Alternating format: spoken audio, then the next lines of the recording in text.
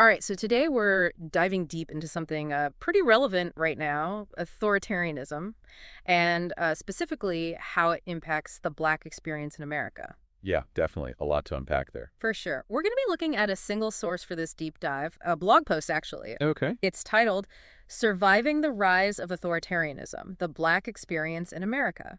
And it's really interesting how they connect the historical side of things with what's happening today. Like, how does the history of oppression in the U.S., shape how Black communities respond to these rising authoritarian trends? Yeah, it's something the Post really digs into, the connections between historical injustices and things happening now. Voter suppression, for example. Right. It's like history repeating itself in a way. They actually talk about this tactic called line warming that was used during Jim Crow. Line warming. Basically, making people wait in these ridiculously long lines to vote, trying to discourage them.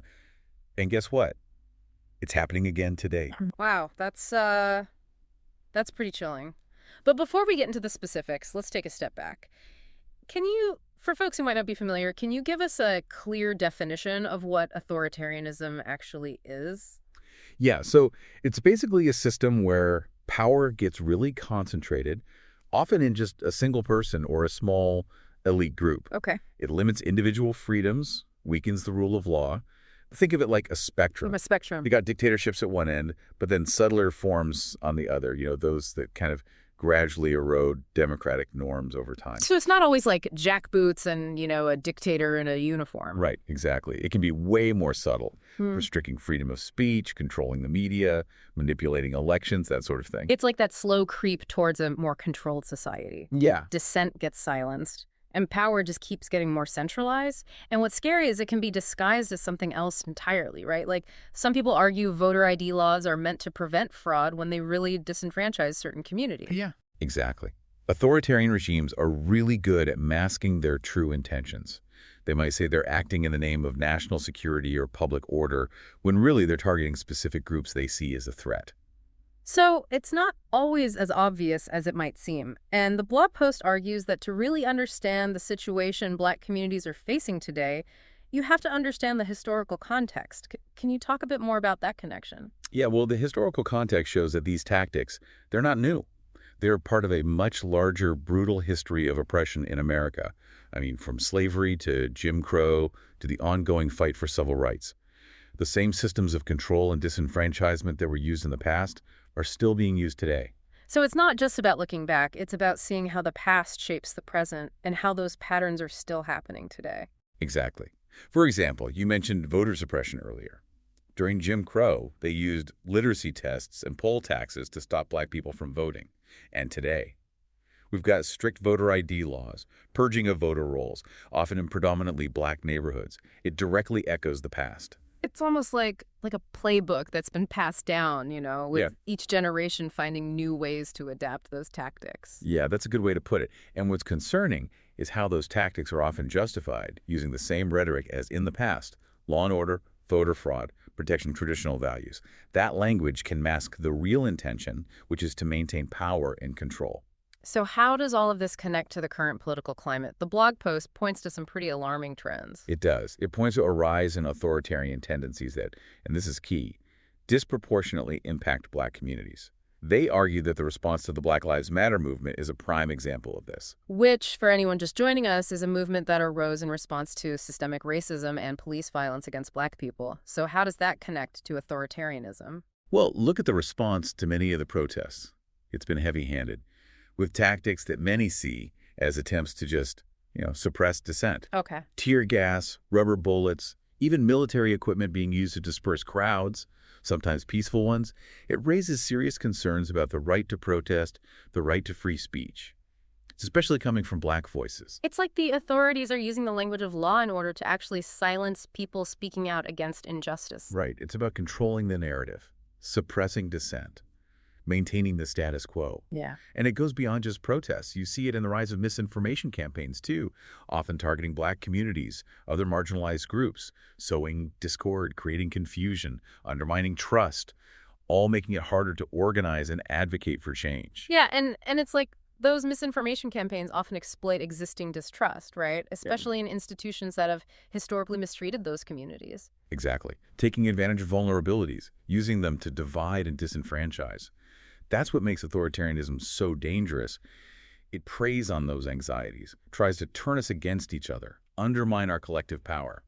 So we've painted kind of a bleak picture so far, but the blog post also highlights something else: resilience in these communities. What does that look like? Well, Black communities have this long history of resilience, Hmm. forged through years, generations of oppression. It's rooted in shared identity, cultural heritage, and a deep understanding of the systems they're up against. So it's more than just individual strength. It's about drawing strength from shared experiences and history. Absolutely. It shows up in different ways, from community organizing and mutual aid networks to cultural expression that celebrates Black identity. Can you give us some specific examples of what this looks like? Sure. Community organizing's been central to Black resilience for generations. Think about local organizations and initiatives that mobilize resources and support specifically within Black communities, legal assistance, mental health resources, educational programs, things like that. So creating that support network within the community itself, like a system of mutual aid and solidarity. Exactly. You see that in the rise of mutual aid networks, where people provide direct support to each other. It's about recognizing they can't always rely on institutions that have failed them. A powerful reminder that even facing oppression, communities find ways to support each other, create those systems of care and resilience. And don't forget about cultural expression. Art, music, literature, they've all played a huge role in building resilience. It's not just an outlet, it's a form of resistance, celebrating Black identity when others try to erase it. It's like reclaiming power through creativity. Exactly. It's not just entertainment, it's community building, fostering hope, and resisting oppression. I'm already seeing how this is so much more than just summarizing a blog post. This deep dive is giving us a real framework for understanding all of this. But before we move on, I want Oh, to of course, go ahead. I was going to say, with all this talk about resilience, it makes you think about the personal impact of all this. Like, what does it actually feel like to live with that pressure? That constant sense of threat is Yeah. immense. Yeah. Think about it. The historical trauma, the systemic racism, the fear of violence or injustice, that's a heavy burden to carry. And it's all happening on top of those everyday stresses we all deal with, right? Financial worries, family issues, just the general uncertainty of life. Absolutely.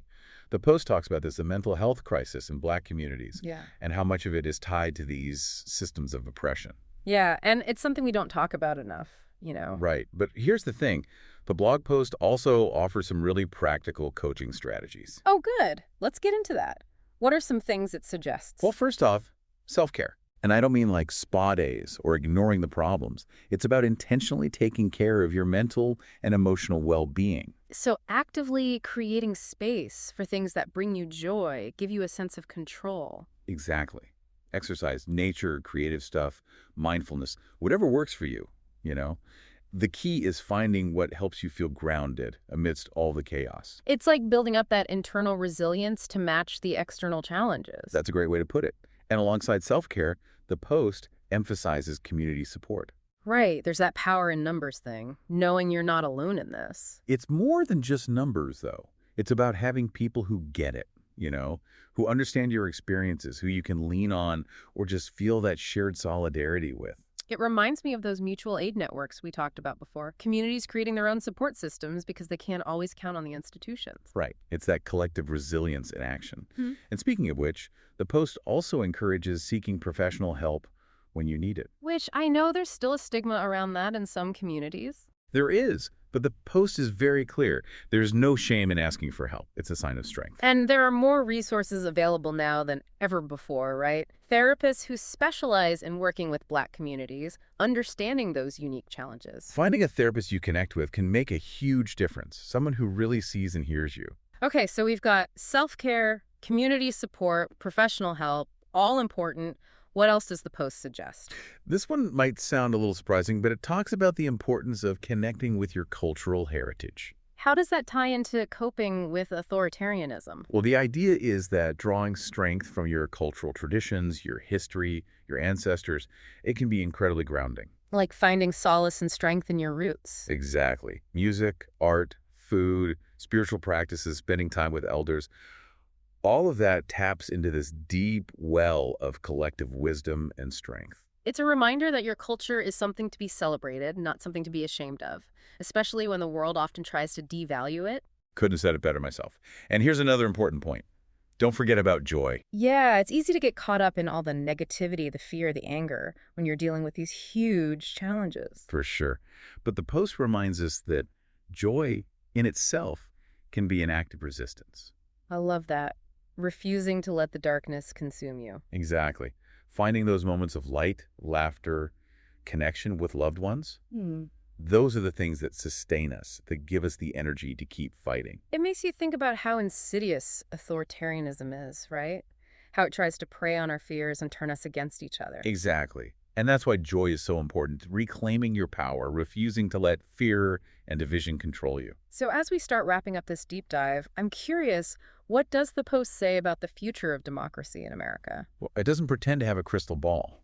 It recognizes how complex and uncertain things are. Right. So many factors could influence what happens next. But I imagine it offers some possible scenarios, some paths forward. It does. One possibility is that we see grassroots movements for civil rights and equity really gain momentum, leading to some big changes. That makes sense considering how much we've talked about the power of collective action and resilience. Right. It's about harnessing that energy to push back against authoritarianism, Yeah. to build a more just and equitable society. So grassroots movements are one path. What else does it explore? Another possibility it raises is that the legal frameworks around civil liberties will evolve.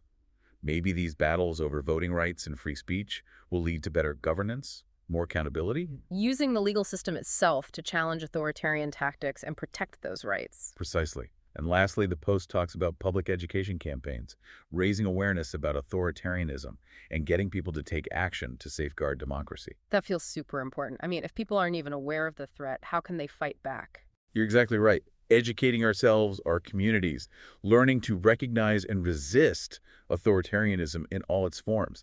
That's where individual action comes in. Democracy isn't a spectator sport. Yeah, definitely not. It takes active participation, engagement, that willingness to fight for what you believe in. All this has been so thought-provoking, but it's also pretty heavy stuff. Mhm. What are your own thoughts on the blog post's outlook, on the future? Do you share that sense of urgency? Oh, absolutely. The Post doesn't frame it as a simple either, utopia or dystopia. Recognizes the nuances, yeah. Exactly. It's not about predicting whether democracy survives or fails. It's recognizing that the future isn't predetermined. It's shaped by the choices we make, the actions we take. So it's less about predicting the future and more about, actively creating the future we want. Precisely. It's a call to action. Stay informed, speak out, support those fighting for a better world. The future of democracy really is in our hands. I love that framing. It's not something that just happens to us. We create it together. Couldn't agree more. And that brings us back to the title, Surviving the Rise of Authoritarianism. It's not just about surviving, though, is it? Right. It's about more than that. It's about thriving. That's a powerful distinction, not just enduring these times, but coming out stronger, more connected, more committed to what we believe in. That's the future I want to see, one where everyone can live with dignity, freedom, justice. A future worth fighting for, no doubt. But before we get too far ahead of ourselves, let's take a quick break to hear from our sponsors. We'll be right back to wrap up our deep dive into surviving the rise of authoritarianism. All right, so we're back and are ready to finish up our deep dive into surviving the rise of authoritarianism, the Black experience in America. Yeah, it's been quite the conversation, hasn't it? It really has. We went from the historical roots of oppression to what's happening now, but then also, all that resilience and activism. It's a lot. It is, but I think what struck me about the Post is, yeah, it lays out the problems, but then it actually gives us ways to fight back. Exactly. It's not just doom and gloom. Yeah. There's a sense of hope in there that we can do something about this. Right. It's a call to action. The author is saying, this isn't just theory. We need to be actively protecting our democracy. So let's talk action then. What does the blog post specifically say we should be doing? Well, it starts with education, awareness. We have to go deeper than the headlines, really understand how authoritarianism works, its history, how it shows up today, those patterns. So reading books, listening to podcasts like this one, having real conversations, it's about being informed citizens who can spot those warning signs. Exactly. But it goes beyond just us learning on our own. The post talks about community workshops, online forums, those informal spaces where people can share knowledge, strategize Seeing together. that culture of resistance, right? Right. And remembering that education is an ongoing thing. Especially now with all the misinformation out there, we got to be constantly questioning, thinking critically about what we're seeing and hearing. Yeah, those critical thinking skills are so important these days. The world's getting more and more polarized, so we have to be able to cut through the noise. Absolutely.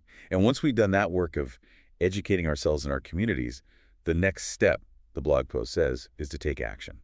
Okay, but take action, that can feel pretty overwhelming. What does that actually look like, in a practical way? It can be so many things. It could be supporting organizations that are fighting for social justice. It could be getting involved in local politics, or even just speaking up against injustice in your everyday life. So it's not just about these big, grand gestures. It's those smaller, everyday acts of resistance that add up. Exactly. Voting, volunteering, donating to causes, attending protests, writing to your elected officials, even having those tough conversations with people who disagree with you. Using whatever platform you have, no matter how small, to make a difference. Right, and remembering you're not alone in this. There's a whole network of people out there fighting for a better world. I like how the post really makes it clear we're part of this historical movement, this fight for justice that's been going on for generations. It is, and now it's our turn to carry that torch. Mhm. We all have a role to play in creating a future where everyone can thrive. Well said. So, as we wrap up this deep dive, I want to leave our listeners with the same question the blog poses. What will you do? That's the question, isn't it? And there's no one right answer, but the point is, we all have a responsibility to act however we can.